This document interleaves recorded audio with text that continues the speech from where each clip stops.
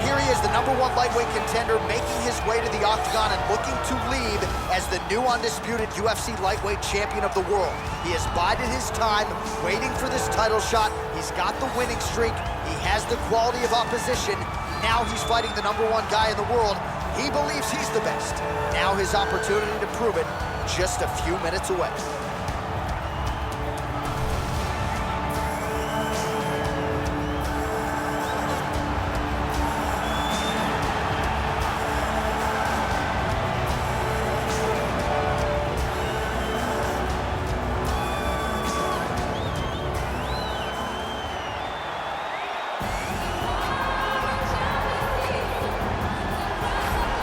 Well, in a division as talented as 155 pounds, it is absolutely remarkable what this man has accomplished. Here he is, folks, the reigning, defending, undisputed UFC lightweight champion of the world.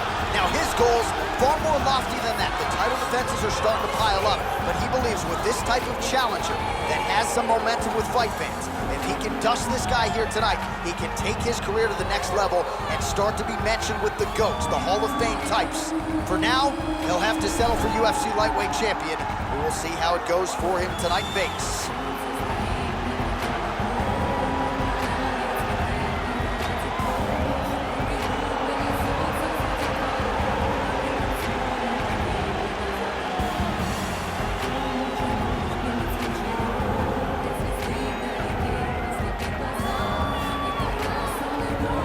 Tale of the tape for this, our main event of the evening. The Brazilian is 30, the Russian is 31. Oliveira will have a 4-inch reach advantage. All right, now with the official introductions, here is Bruce Buffer. Ladies and gentlemen, this is the main event of the evening. When the action begins, our referee in charge of the octagon, Dan Murgliata. And now, this is the moment you've all been waiting for. Live from the T-Mobile Arena in Las Vegas, it's time!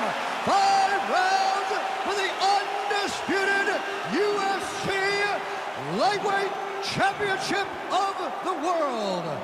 Introducing first, fighting out of the blue corner.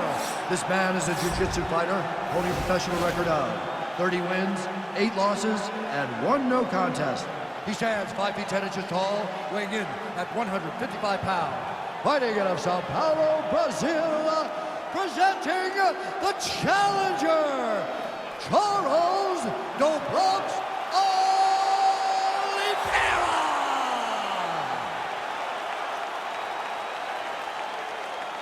And now introducing the champion, fighting out of the red corner. This man is a grappler, holding a professional record of 29 wins, no losses. He stands 5 feet 10 inches tall, weighing in at 155 pounds. Fighting out of the Republic of Dagestan, Russia, ladies and gentlemen, presenting the reigning, defending UFC lightweight champion of the world, Habib the Eagle Nurmagomedov.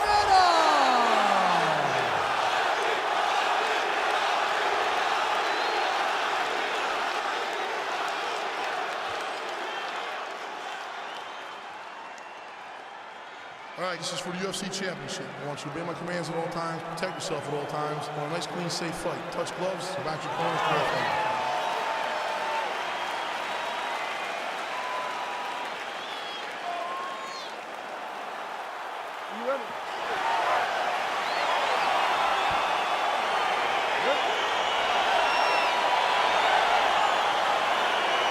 All right, DC, here we go with round 1. Of course, a few guys in this division can grapple as effectively as he can, but maybe some pause tonight given the Brazilian Jiu-Jitsu black belt on the other side. Yes, and he may use his grappling in reverse to stay upright because this Jiu-Jitsu fighter is such a great fighter. He's such a fantastic fighter. He's so skilled. He's so tricky and he's so good at weaving a web that gets you lost in it.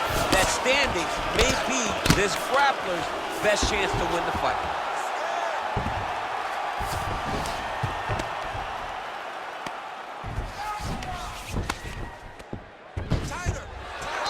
fighter trying to control posture, unable to do so. And now he's in a lot of danger. He's got to grab that head or he's going to get blasted. Man, how fun is this to watch as he continues to dole out damage with the ground and pound? Take it back to the days of guys like Mark Coleman, just beating people up in the ground and pound. This guy is a throwback fighter, and he's very fun to watch. Yeah, the Godfather would be Now the proud. guy's got armbar. He's attacking it on it.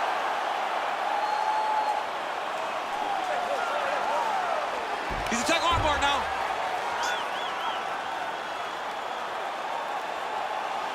You got to recognize that when a guy starts to put his feet on your hips, you got to move him off, and you got to cover. You can't be off to an angle. Now he falls back into the finishing position.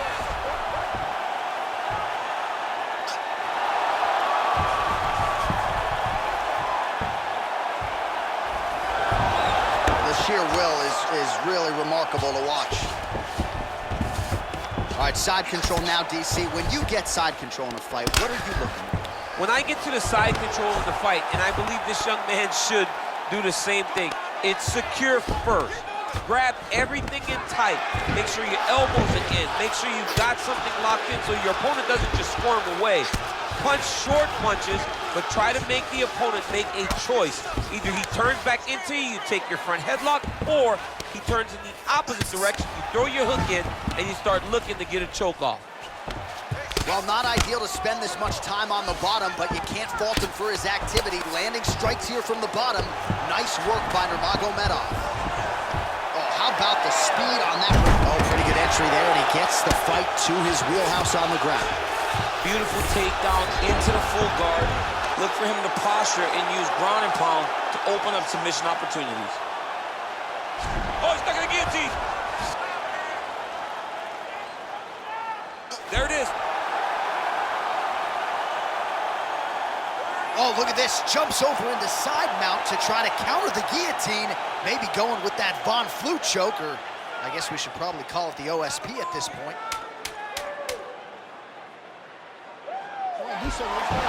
Not tapping out tonight. Side control now, and certainly I would think more offensive options for the bottom fighter than in the half guard. Absolutely more offensive options, because now you can just start to get away. You can just go to a wrestler stand-up. Get to your knees, post your hands, don't allow him to get his hooks in, right? Really be aware of the hooks. But get to your hands, stand up, fight the hands, break away and escape. But it's so much more free-flowing than the half guard in the side control, because all you need to do is just get the opponent's body up, because his legs are just free to move. His legs are not controlling anything. His legs are just free, so you have more freedom to use yours. Big punch lands over the top. How's he gonna follow this one? Well, we talked about that reach advantage as you see him land the straight punch there. Great job using his length in that situation. DC didn't take him long to find his range. Nurmagomedov gets the double leg takedown. How good was that? Now he's chasing the triangle. And this could be trouble here. Looks like it's pretty tight. He's trying to work his head out of harm's way. It might be over. Oh! Now he falls back into the finishing position. Wow. All right, right into side control. Upper body strength figures to be put to good use here. Yes, absolutely. And you got to look for his opponent to turn back into him. He should chase guillotine, but the opponent turns to the opposite side. He can take his back, throw his hooks in, try to choke, or flatten him out and just go for the finish. Looks like he's got a couple hooks in here, DC, and defensively, you better be careful. All right, half guard now. Not a fighter you want in half guard against you. For the bottom fighter, what does he need to do? He needs to secure his underhook. He's got to be fighting for underhook. One of the most key things you can do as a bottom fighter stuck in half guard is try to frame. You frame and push your opponent away from you. By pushing him away from you, he will then want to come back into you. Right. It's like when I push you back, He jumps on a headlock. We call this in wrestling just a headlock. And if you're not careful, you can get stuck in an arm triangle. Watch triangle, watch triangle.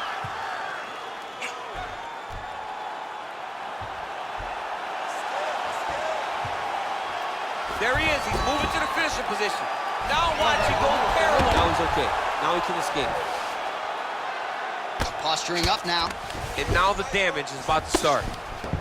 All right, so you got to be careful playing on the ground with this guy. You don't want to mess around for too long. Strong bottom work here, staying busy.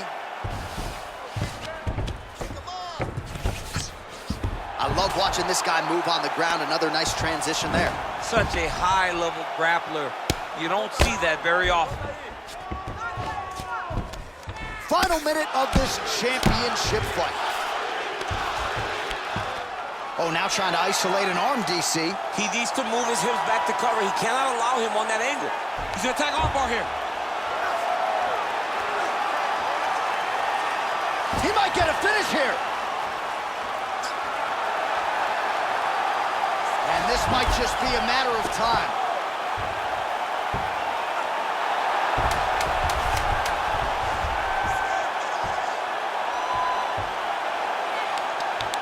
Oh, that's going to do it in a quick tap from there as he gets it done by submission. The moment he got the arm straight, he got the pressure with his hips to force his opponent to tap, and he wins the fight.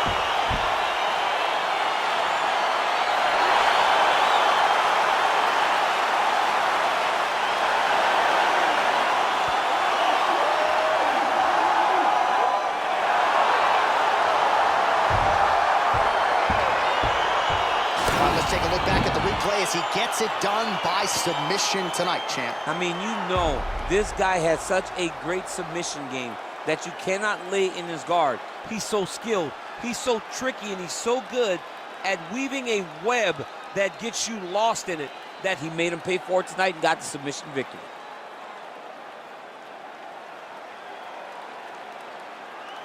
Well, ladies and gentlemen, there he is, the UFC lightweight champion, and I'm not sure any 155-pounder could have held up under the onslaught here tonight. He wins the belt by way of submission. Ladies and gentlemen, referee Dan Mergliata has called a stop to this contest at 4 minutes, 58 seconds of round number 2. Declaring the winner by tap out due to an armbar, and still the undisputed UFC lightweight champion of the world, Happening All right, so he defends the UFC lightweight title tonight, and I think in so doing starts to close the gap on the pantheon of lightweight greats. A hugely successful defense tonight.